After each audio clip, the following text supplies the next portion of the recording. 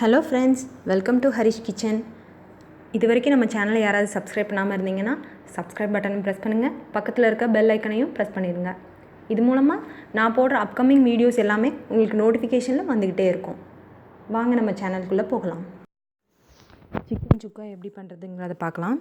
குக்கரில் ஒரு 4 table spoon oil விட்டுருக்கேன். அது கூட சின்ன வெங்காயத்தை ஆட் பண்ணிக்கிறேன்.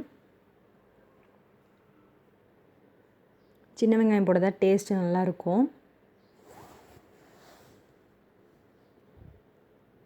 இப்போ அது கூட நறுக்கி வச்சுருக்க பூண்டை ஆட் பண்ணிக்கிறேன். நல்லா பொடியாக கட் பண்ணி வச்சுருக்க பூண்டை இதோட ஆட் பண்ணிக்கிறேன். கொஞ்சம் அதிகமாகவே ஆட் பண்ணலாம்.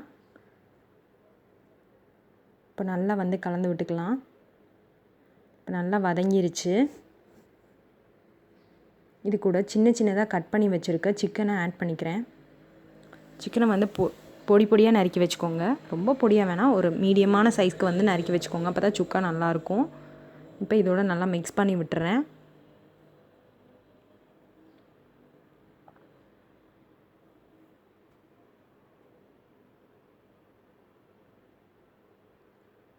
இப்போது இதில் ஜீரகத்தை கொஞ்சம் ஆட் பண்ணிக்கிறேன். சின்ன ஜீரகம், இது ஒரு ஃப்ளேவர் நல்லா கொடுக்கும்.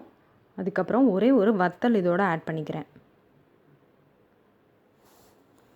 நல்லா கலந்து விட்டுக்கலாம்.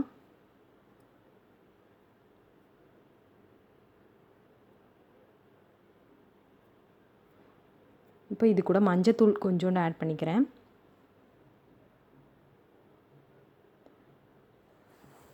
ஒரு டீஸ்பூன் மிளகாத்தூள் ஆட் பண்ணிக்கிறேன். இது உங்கள் காரத்தை பொறுத்து தான். ஒரு டீஸ்பூன்றதே இது நல்லாயிருக்கும். அதுக்கப்புறம் இதோட இஞ்சி பூண்டு பேஸ்ட் ஆட் பண்ணிக்கிறேன். நல்லா மிக்ஸ் பண்ணி விட்டுறலாம்.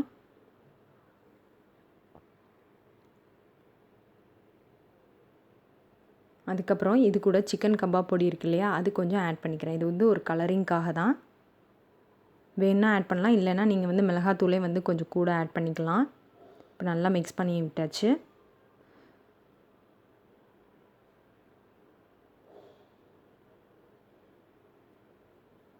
இப்போ இதில் வாட்டர் ஆட் பண்ண போகிறோம். அது இந்த ஒரு கிளாஸ்க்கு பாதி ஊற்றினாவே போதும், ரொம்ப தண்ணி வேணாம். ஏன்னா சிக்கன்றதுனால சீக்கிரமாகவே வெந்துடும். ஸோ இதோட உப்பு ஆட் பண்ணிக்கிறேன், கல் உப்பு. நல்லா பரட்டி விட்டுட்டு குக்கரை க்ளோஸ் பண்ணி வச்சிடலாம்.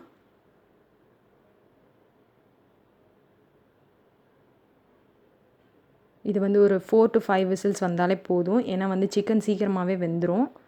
ஸோ இப்போ விசில் அடங்கிருச்சு. இப்போ ஓப்பன் பண்ணி பார்க்கலாம்.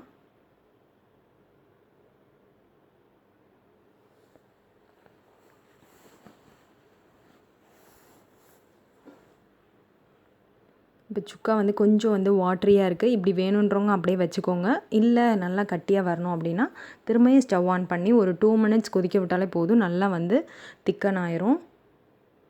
இப்போ நான் திரும்ப ஸ்டவ் ஆன் பண்ணியிருக்கேன். ஒரு 2 நிமிஷத்துலேயே நல்லா கட்டியாக வந்துடும்.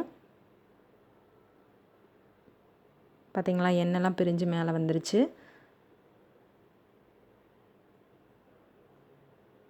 அவ்வளோதான், சுக்கா இப்போ வாட்டரியாகவே இல்லை, நல்லா கட்டி ஆயிடுச்சு. இதை ஒரு பவுலுக்கு ட்ரான்ஸ்ஃபர் பண்ணிடலாம்.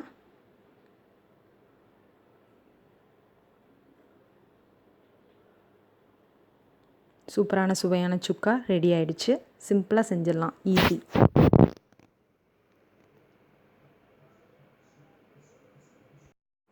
இந்த வீடியோ உங்களுக்கு பிடிச்சிருந்துச்சுன்னா லைக் பண்ணுங்கள், உங்கள் ஃப்ரெண்ட்ஸ் கூட ஷேர் பண்ணுங்கள். உங்களுக்கு ஏதாவது டவுட் இருந்துச்சுன்னா கமெண்ட் பண்ணுங்கள். Thank you friends.